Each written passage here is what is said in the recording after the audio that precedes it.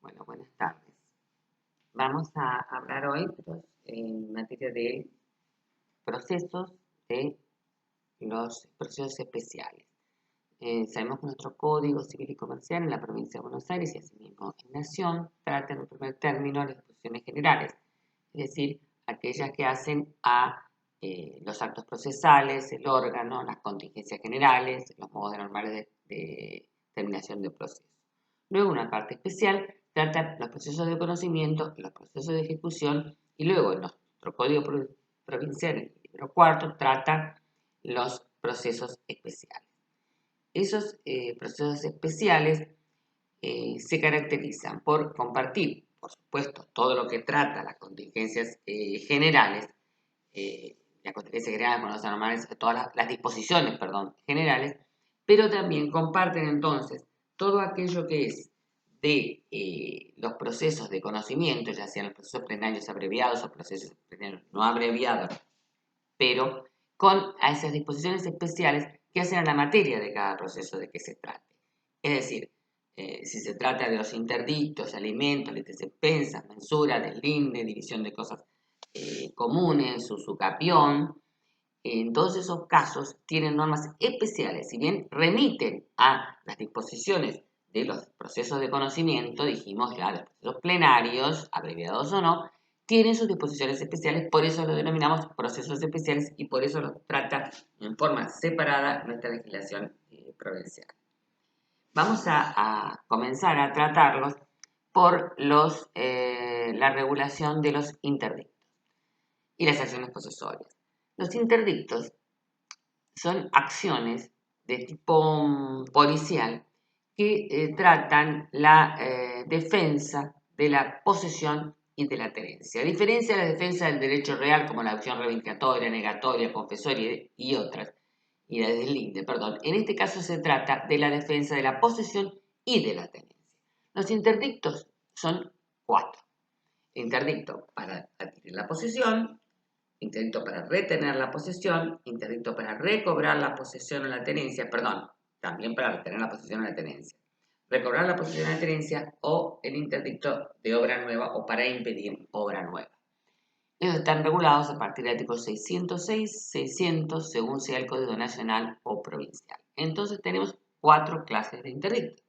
Interdicto para adquirir posesión o tenencia, interdicto para retener la posesión o la tenencia, interdicto para recobrar la posesión o la tenencia y interdicto para impedir la obra nueva. Vamos a ver que estos 4 interdictos comparten ciertas reglas generales. Por ejemplo, en ellos siempre opera la caducidad al año de tener conocimiento de la posibilidad de accionar. Y también que la resolución de los interdictos no impide las acciones reales que pudieran corresponder. Entonces decimos, son medidas urgentes, son medidas para adquirir, retener o recobrar la posesión o la tenencia, o bien para impedir la obra nueva. Vamos a comenzar por el interdicto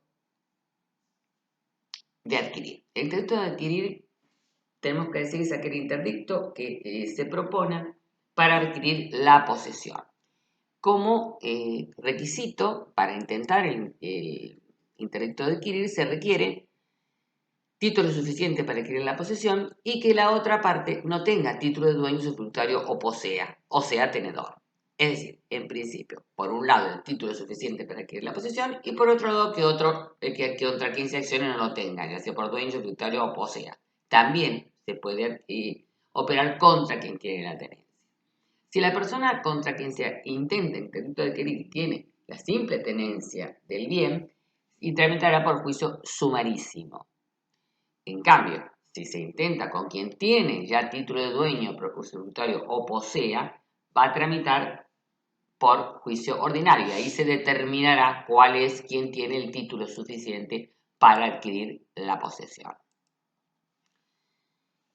¿Cómo es el procedimiento? El procedimiento es presentado, que dijimos, el título que justifica adquirir la posesión. El juez examina ese título y pide un informe de dominio y gravámenes. En el orden nacional no requiere el pedido de gravámenes, ¿no? Si lo haya suficiente, el título otorgará la posesión o la tenencia. Y si el derecho fuere, ni bien lo intenta, previo a la revisión esta o el pedido de informes o de gravámenes ve que el derecho, el juez admite que el derecho es verosímil o que justifica una medida precautoria, una medida cautelar, el juez puede decretar la anotación de la litis en el registro de la propiedad. ¿Qué significa la anotación de la litis? Que el registro de la propiedad toma cuenta de la existencia de este juicio, de este interdicto para retener la posesión frente a terceros. El segundo que vamos a ver es el interdicto de retener. ¿Qué se requiere para la procedencia de interdicto de retener? Que es aquel interdicto por el cual quien está en posesión o tenencia de un bien quiere repeler la posibilidad de que otra persona turbe esa posesión o esa tenencia mediante actos materiales. Entonces, se requiere que quien lo promueva se encuentre en la actual posesión o tenencia de un bien mueble e inmueble y que alguien amenazare o perturbarle en esa tenencia o en esa posesión mediante actos materiales. ¿Qué es lo que se debe probar en un interdicto de retener? Debemos probar primero la posesión o la tenencia y segundo los actos materiales que pretenden turbarlo o la turbación ya sufrida. ¿Contra quién se inicia esta acción? Contra el actor, sucesores y partícipes. Y se lleva a cabo mediante proceso sumarísimo, es decir, el más breve de todos. Entonces, quien intenta un interdicto de retener debe probar primero la posesión o la tenencia del inmueble o mueble que se trate. Y en segundo lugar, los actos materiales que pretenden turbarlo. Y la fecha en que se producen esos actos materiales. Recuerden que el plazo de caducidad de la acción es de 1 año. También proceden las medidas cautelares en el caso de que la perturbación fuese inminente, el juez puede dictar una medida de no innovar. También puede aplicar, en caso de que no se cumpla la medida de no innovar, sanciones combinatorias, es decir, las sanciones pecuniarias, compulsivas, progresivas y acorde con el caudal económico de aquel a quien se le aplican, que regula el artículo 37 en términos generales del Código Procesal.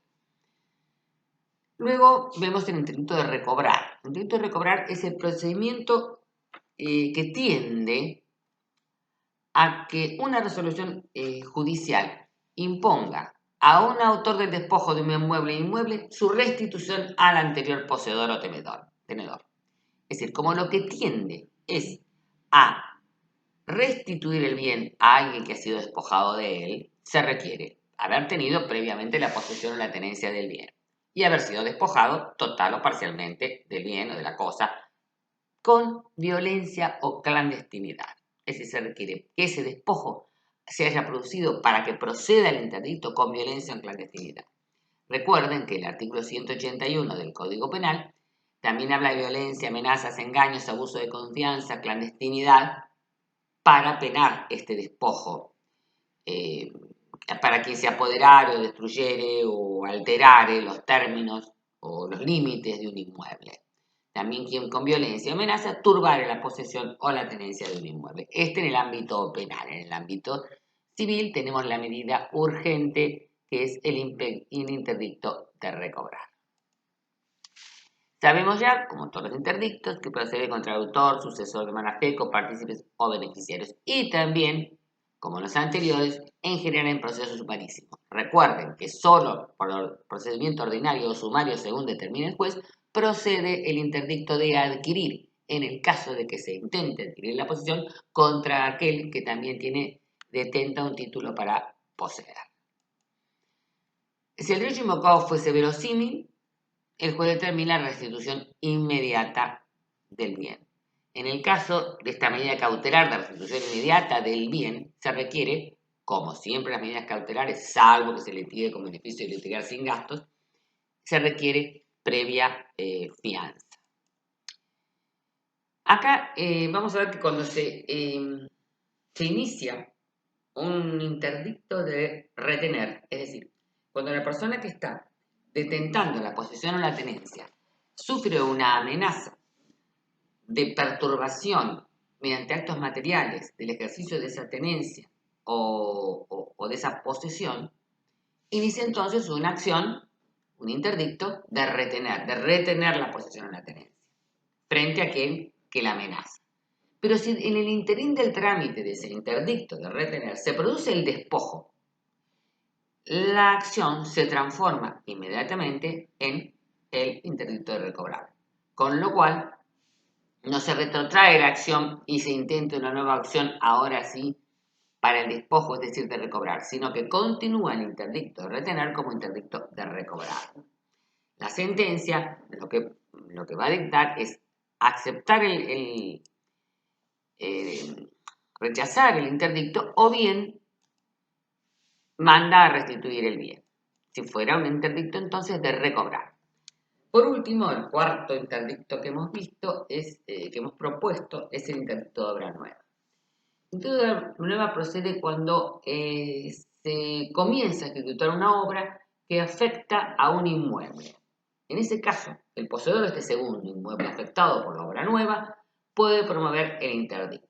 Puede promoverlo contra el dueño, si no supiere quién es el dueño, contra el encargado o director de la obra. A lo que va a aspirar en la sentencia es a la suspensión definitiva, inmediata, de la obra que lo perjudica. Y, en todo caso, la destrucción y la restitución de las cosas a su estado anterior. Aquí, el Código de Procedimientos expresa en forma expresa, contempla en forma expresa costas al vencido, cuando realmente sabemos que, por el principio general, la derrota es el principio de la derrota el que hace a la parte cargar con las costas. Vimos entonces las disposiciones comunes, la caducidad de los interdictos al año de producido y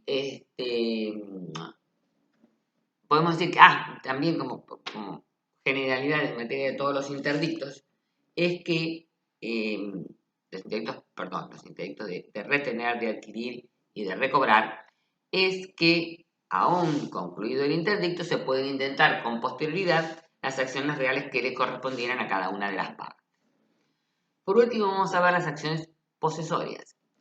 Las acciones posesorias, vimos que los interdictos tramitan por lo general por vía sumarísima. A excepción, vimos el caso del interdicto de adquirir, que se intenta con una persona que tiene título de dueño, usufructuario o tenedor. Que ahí tramita por juicio sumario ordinario. Pero en general, juicio sumarísimo. Las acciones posesorias, que son la acción de daño temido y la acción de daño temido y de reparaciones urgentes, de la oposición a la ejecución de reparaciones urgentes, tramitan por juicio sumario. Pero en materia civil, nuestro código establecía el procedimiento más abreviado, lo cual pareciera remitir al juicio sumarísimo. La acción de daño temido procede frente a un daño grave o inminente y propone la fijación de medidas de seguridad. Este interdicto prospera siempre y cuando no medie una intervención de la autoridad administrativa.